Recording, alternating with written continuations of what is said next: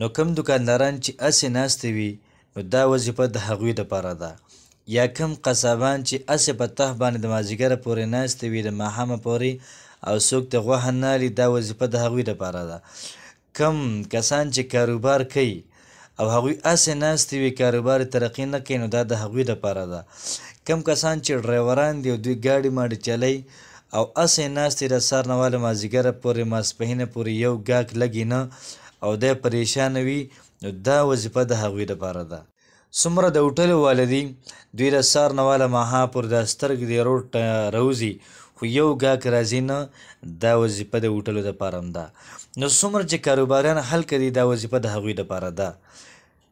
نو چې کوم سړی دا وظیفه کوي نو الله پاک به په ژوند کې، په مال کې، په حال کې، کاروبار کې، دکاندارو کې، په هر څه کې دا برکت دا پیدا کړي.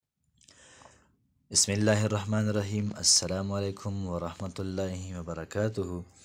امید در به کوم چې تاسو ټول به ټیک ټاک کې د صحت نه به د مزې اخلئ. الله پاک دې زموږ ستاسو ټولې مسلې د ختم کړي او الله پاک دې ما او تا ته د هدایت لاره دا وښیي. محترمو، نن چې کومه وظیفه ده دا ډیره زیاته بهترینه وظیفه ده او ډیره قیمتي وظیفه ده، ځکه په نورو الفاظو کې ویم چې پاورفل وظیفه مو ته ویلی شي او دغه شان د اور نه زر اثر کوونکې ده او د اور نه تیزه ده. محترمو، ډیره زیاته مجرب وظیفه ده. یو دکاندار داسې دی چې د سهار نه واله ماښام پورې دی لارې لارې ته ګوري، زړی شین شي یو ګاک ولې راځي نه. نو که دا دکاندار دا وظیفه کوي نو الله پاک ورله دومره ګاکونه راولي د سنبالي چل ول به نه ورځي چې څنګه سنبال کړمه. کیدای شي بیا 5 مزدوران هم ونیسي نو په هغې باندې بیا خپل دکان دا چلی په یوازې بجې بیا وررسېدی نه شي ورته.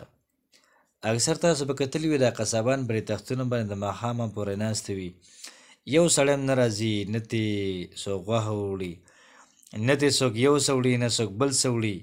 نو که کوم قصاب دا وظیفه شروع کړي نو دومره ګڼه په ده باندې سازه شي چې ټول قصابان به د ده خلاف احتجاج وکړي چې موږ له ګاک راځي نه ټول ګاکونه تاله درځي. نو هغوی هم دا وظیفه وکړي. او کم کسان د چینچیانو واله دي، د موټرو واله دي او دغه شان د تیز رفتار واله دي، سوارلي کوي، پلین کوچ واله دي. نو که دوی دا سوچ وکړي چې لکه زموږ دا کاروبار به څنګه مخکې شي، ګاکونه به څنګه راشي، نو هغوی کوم دا وظیفه وکړله نو انشاءالله العزیز په ژوند کې برکت پیدا شي، په دې مال کې به برکت پیدا شي. ګاکونه به الله پاک دومره راولي چې بیا به ده سره ټایم نه وي چې اوس چاله ټایم ورکړمه، بیا به دې بانې کې چې اوس ټایم راسه نشته، کله به یو څه وي کله بل څه به وي. د ټولو مشکلاتو د حل دپاره دا یوه وظیفه وکړئ. راځئ ځو د وظیفې طرف ته. نو د وظیفې نه مخکې شرطونه دا دي چې یو سړی 15 وخته مونځ کوي او دغه شان د قرآن تلاوت کوي. دا دوی شرطونه شو. د دې نه علاوه وظیفه داسې ده چې کله یو بنده سهار راپاسي د مونځ وکړي او د هغې نه بعد به تلاوت وکړي، خو چې کله دی دکان ته ورځي نو دکان به کولوی نه. لومبیا به 3 پیرې درود شریف وایي، کم چې د مانځه والا درود شریف دی درود ابراهیمي، دا به 3 پیرې وایي. بیا به د هغې نه بعد 3 پیرې سورة الفلق وایي، قل اعوذ برب الفلق. ورپسې به 3 پیرې سورة الناس وایي. بیا به د هغې نه بعد 101 پیرې الله الصمد وایي. الله الصمد دا به 101 پیرې وایي. بیا به د هغې نه بعد 3 پیرې درود شریف وایي.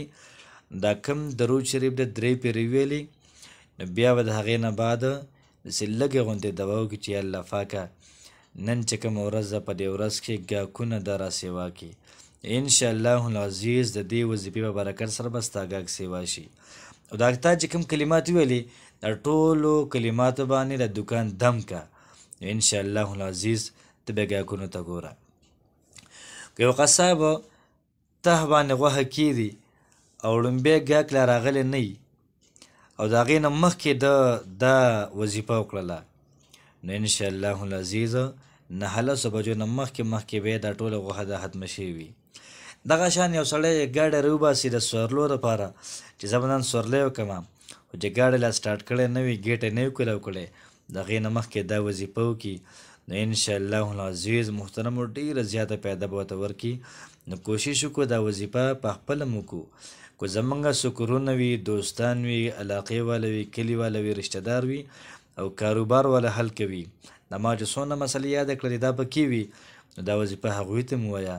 نو انشاءالله العزیز زما دپاره هم پیاده ده، ستاسو لپاره هم پیاده ده چې زما د وجې چا کار کېږي نو انشاءالله العزیز 24 غنټې تابعدار.